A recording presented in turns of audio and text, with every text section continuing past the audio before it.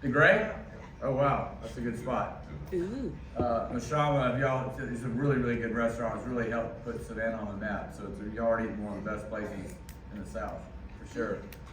So what I'm gonna do is kind of dive in really about, Chris touched on the project, and what I thought I would do is kind of give you the kind of a bird's eye view of the economic impact, how we basically were chosen for the site, and things of that nature. And so if any questions you have, please let us know.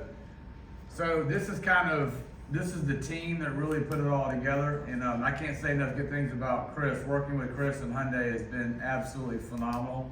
I will say that we've worked with a lot of companies in our region, but Hyundai has been the best. They are very hardworking, they're sincere, they will do exactly what they say they're going to do, build to make sure that the project's successful. I think it's a great story to tell about how we started and how we got to where we are today. So we got the project on January the 6th from the consulting team.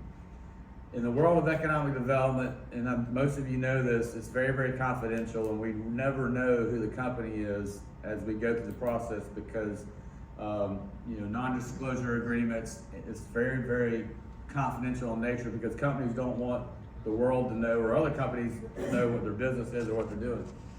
So we had the first site visit on January the 27th of 2022. We had a bunch of commitment letters to turn in, and then of course we had the engineering team that came in, and then right after that, on the third site visit on February 22nd through 23rd, the executive chairman of Hyundai came. At that point, we knew who was coming in at that point, but a great story to tell about the January 27th visit. All we knew is it was a massive automotive OEM company. And we figured out the company was in Asia, and that's all we knew. And then when we met the folks at the airplane and got them into the cars and started our tour, one of the senior executives had a backpack on and had Hyundai written on the backpack. So that was when we started, the gentleman got out of the car, got out of the plane, walked to the car, and I'm tapping everybody going, it's Hyundai, it's Hyundai. So at that point, we knew we had something very, very special. And then, so the rest of the story, basically this captures how fast the company made a decision. And that was completely overwhelming for us because a project of this size and scope usually takes about 18 months for a company to make the decision. This, in the world, in our environment, site selection is about surviving to the very end. And so what this company did is went through 18 different sites maybe, and they narrowed it down to 4. And so we finally made it to the very end, and we were chosen because of a lot of things I mentioned earlier. And then of course, when Chris said on April the 25th, when we learned that we'd won the deal, and then we had the announcement on May the 20th, and then of course, site clear began shortly thereafter, and it's still phenomenal for me to comprehend that we started construction on January 16th of 2023 from May the 20th. And that's really a phenomenal speed. And so that's been a great ride so far. To go through the numbers again, it's a $5.54 billion state-of-the-art smart factory. 8,100 new jobs will be created for that site alone. We've had $1.9 billion in additional investment that's been announced from the tier 1 suppliers, which we'll talk about in just a second. And then, so we've cleared about 1,700 acres so far, and there's more land at the site should the company want to expand or do other things in the future. These are some pictures from the announcement. Of course, Jose Munoz has been critical to the project. Jay Chang, who's there with our governor in that picture, and these are the folks that worked on the project locally with our governor. They're expected to do 300,000 units a year, but they are permitted to go up to 500,000 units. Of course, speed to market, like I said, and the workforce in the region led to the decision. And we're very proud because this is the largest economic development project in state history. And it's right in our backyard, so that gives us a lot of excitement. This is the logo you're going to see all over the place. Hyundai Motor Group, Metaplant America, as Chris said. We call it HNGMA, so you'll see that quite often. This is a little video that kind of captures some of the photograph pictures that Chris showed.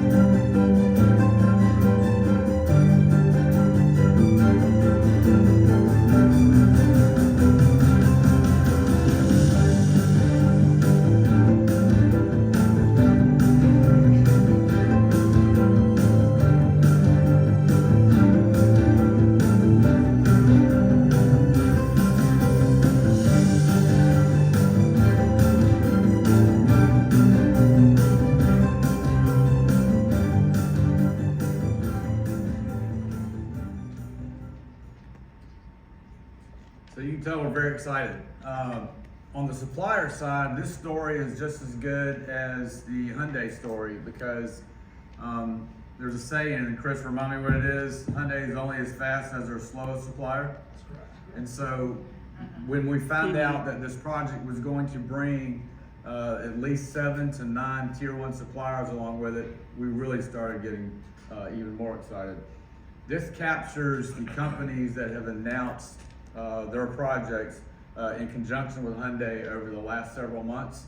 And so with 8,100 jobs going to the project site, and then you have 4,726 jobs in addition to that, with 1.963 billion and more investment, this shows you that we've got our work cut out for us over the next several years to make sure that not only Hyundai is successful, but all the suppliers are successful.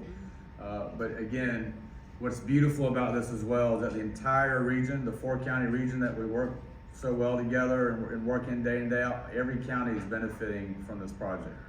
And that's a really great story to tell. On the infrastructure side, we're doing site development, road improvements, utilities. We're doing all kind of workforce recruitment and training. We can talk more about that later if you'd like. One of the things, the first question we get right out of the gate is where are you going to find all the workers, right? So the workers, that's an absolutely critical part of the project.